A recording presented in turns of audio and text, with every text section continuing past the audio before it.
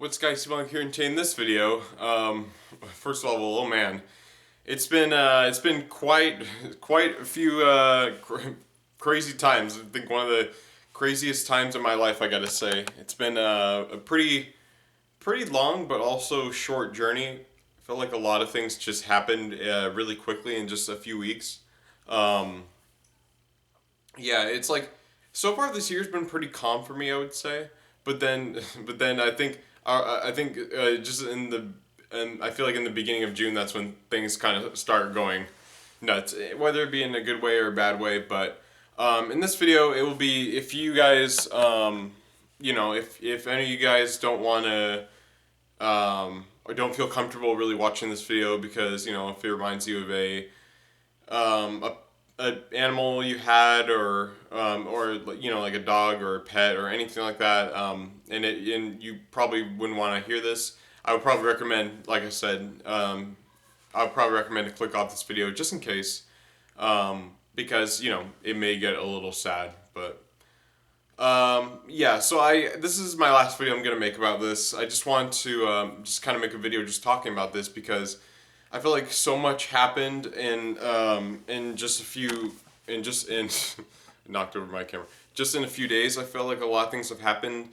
For example, like I mean, right before our trip, we had to fortunately put it down because um, I'll talk about that because we had to um, because we didn't want to leave her alone in the house. But anyway, um, so yeah, it's been pretty hard, but it's like a whole mixture of feelings. I mean, I just went to just came back from Southern California. My sister just came back from Southern California last week, and we also had guests over as well, and because everyone's COVID is almost, I mean, not it's pretty much almost over. So we've had people come over and hang out and stuff. Just during this time, we've had several people come over and just hung out. And it's also almost the summertime as well. But anyway, I just want to talk about Prini, which it's been almost. Today is June 17th. Tomorrow it's going to be, I think, about 2 weeks since she passed away. But yeah, so I just want. This is my last video. I don't want to make. This is the official final video I'm gonna make about this because I just want to just kind of get it out there. I felt like when I talked about this last time, it was very last minute, so it was pretty hard to make. But uh, all right. So yeah. So unfortunately, you're probably wondering, how about Prini, like how exactly did she get sick, or so like I said, I've said this several times, but back in January of this year, she acted normal and acted fine. I thought I heard something. She acted normal and fine until it was, I think, it was about somewhere in January, I remember, and we took her on a walk and she did fine. And then suddenly, when we got back, a few hours later, she acted very weird. She acted very sick. Like she got some sort of food poisoning or something like that. I don't think it was food poisoning, but I remember she was acting very strange. And then we're like, oh man, what happened? And then she decided to hide in the bushes. And I'm like, Brittany, are you okay? And she just didn't want anyone to see her or anything like that. And she acted very, very sick. And then eventually, maybe a few hours after that, she kind of got over it, and then she felt better. And we're like, okay, phew, that was a close one. Uh, in case anything else happened. And then I think it was February, it happened again. And we thought we were giving her some sort of bad food. And we're like, oh man, we shouldn't give her that. So we kind of, we stopped giving her canned dog food because we thought there was something wrong with it. And she, yeah, acted very strange. She would hide in the bushes and would not want to be around anyone. And her eyes were they were like almost black. I mean, she had brown eyes, but the white part of her eyes were just completely like gray. And then we're like, oh man, like this is really really bad. And we're like, maybe there's something because there's construction going on. Maybe they're putting this toxic like fumes into the air or something like that. But then we're like, oh, maybe not. So Then she acted fine again. She was jumping around and she acted fine. And then after that, it happened again. And it happened several times. It happened like 2 times in a week. And they were like, okay, you know what? We're going to take her to the doctor. And then that's when we found out she had cancer. And we're like, yeah, this is really, really bad. And we were thinking of doing chemotherapy for her, but we realized it's very expensive, and it's not for sure that it will help her. So then we were like, okay, well, but then we got some medicine for her, which we spent a lot of. But yeah, we got some medicine for her that supposedly will help, treat her a little bit and make her feel fine, even though make her feel fine where she would want to do things and want to eat, but then physically she would, not feel.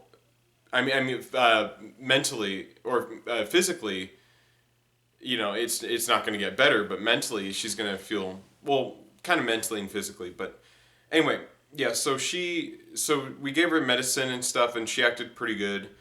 Um, she wasn't as hyperactive as before. Back when she was a few months ago, she was always hyperactive all the time throughout her whole life. She was all hyperactive and wanted to see everyone and wanted to, but then, yeah. So then that kind of slowly, you know, we couldn't really take her on walks anymore. Really, I think the last walk we ever took her on was because we have a creek around here, and we normally take her to the creek and have fun. The last time we took her to the creek, which was her last walk, was on I think it was in late April, and she didn't really want to be there too long, so she would kind of pull on the leash so we could take her back home because obviously, and then also her lymph nodes in her neck were swelling up, so she had like a very fat neck, and the rest of her body was like skinny as well, so it was very, very bad. Then there were also times as well where her eyes would slowly, it's like she was, it's very hard to explain, but her eyes would then slowly roll back like she was, basically like she was dying. And then we realized at a certain point in late April or early May, we realized that we have to probably put her down because it was really, really, because then as soon as, she was sitting on the ground and her eyes were starting to roll back, we had to make the final decision. We had to put her down. And then also so many problems came around in May where she would start to, where she would have a hard time breathing. So then she would constantly be panting the whole time. She couldn't really breathe out of her nose because because she had mucus in her nose, so much mucus in her nose.